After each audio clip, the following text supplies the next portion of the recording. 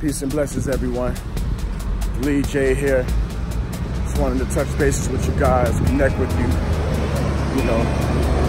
vibe with you a little bit, talk to you a little bit. Anyway, I'm out here on my morning stroll, trying to get some exercise in. And a few things came to my mind, and I wanted to, I often get questions about entrepreneurship. And one of the concerns for people is, DJ, I have family, I have kids, I got bills. I don't really have the time nor the leisure to save money to start my own business, or they just don't feel confident in actually trying to stop what they're doing and what's currently working. And I understand that, you have bills to pay, so your job is taking care of that for you. So it seems like a little bit of security for you. But I want you to consider that feeling of security is just an illusion, right? Because if you're working for someone else, then what is truly the job security? What is truly your job security? They control whether you stay on that job or not. Human resources, the bosses, you're pretty much one paycheck away from being unemployed. And that's just, especially if you don't have knowledge of how to save your money, how to truly invest those earnings that you're getting, and building up a safety net for yourself. So the reality of it is there is no security, right? There is no job security. Now, I know for some people, they have a little more security within their jobs than others. Let's say police officers who've been on a job a long time, firefighters, EMS workers and stuff like that.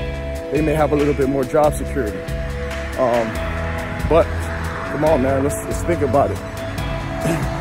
The economy slows down and certain departments stop getting funding, then the likelihood of layoffs happening are going to take place.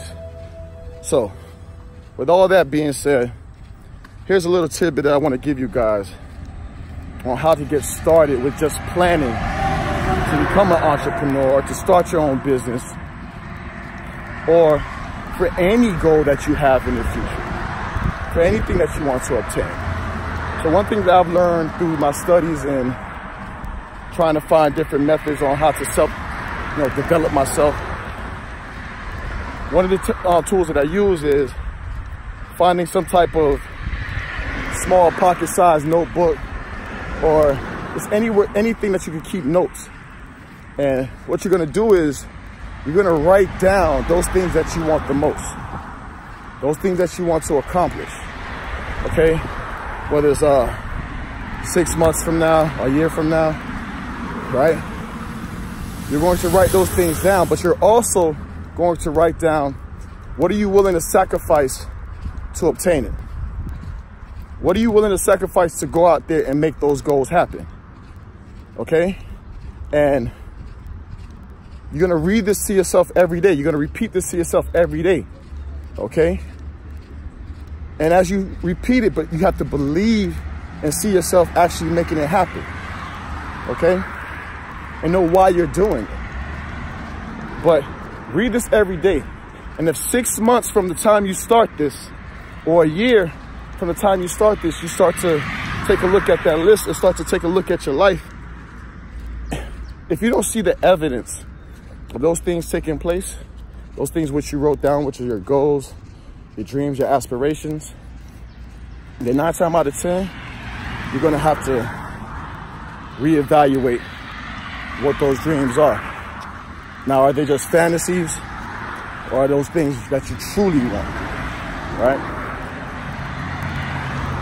But I believe this is a strong tool into manifesting your life in the way you see it. Creating the life that you see for yourself. Whatever the mind focuses on the most, it will attract to itself. Just try it. Think about somebody for 3 days straight. And tell me if you don't get a phone call from that person, or this person mysteriously pops up.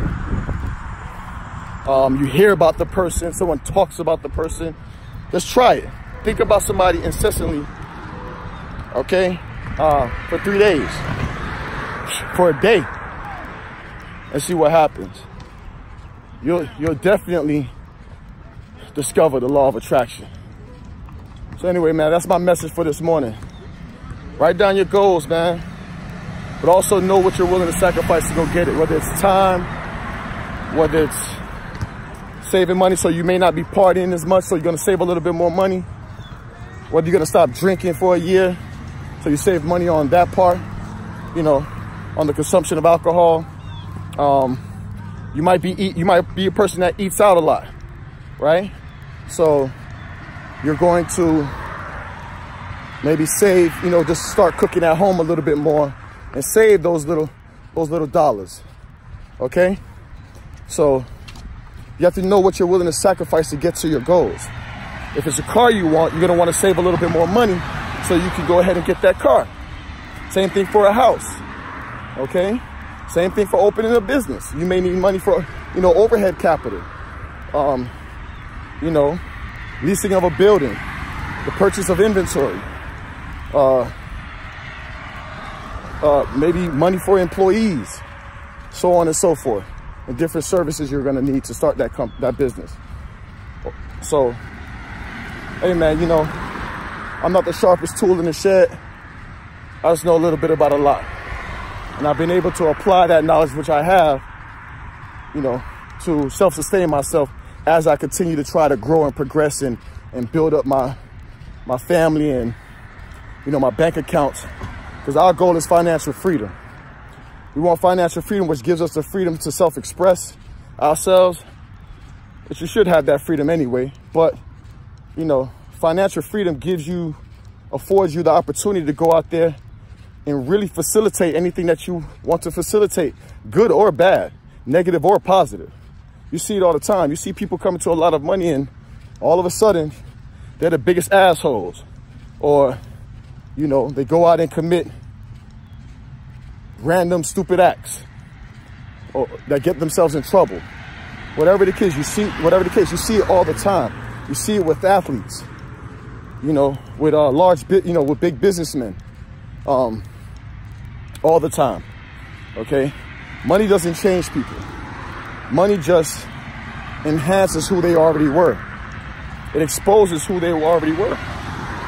No matter how much money I obtain, I'm still going to be Dalid Iran, Dalid J, the realtor, you know, Dalid J, the father, the husband, the friend, the motivator. Nothing's going to change about me. You know, my swag might get a little different, you know, as far as enhancement. But nothing's gonna change about who I am, you know. Maybe just my zip code, you know.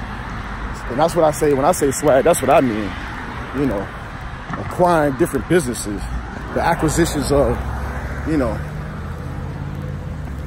acquiring of different businesses, different corporations, investments. That's how my swag, that's what I call swag.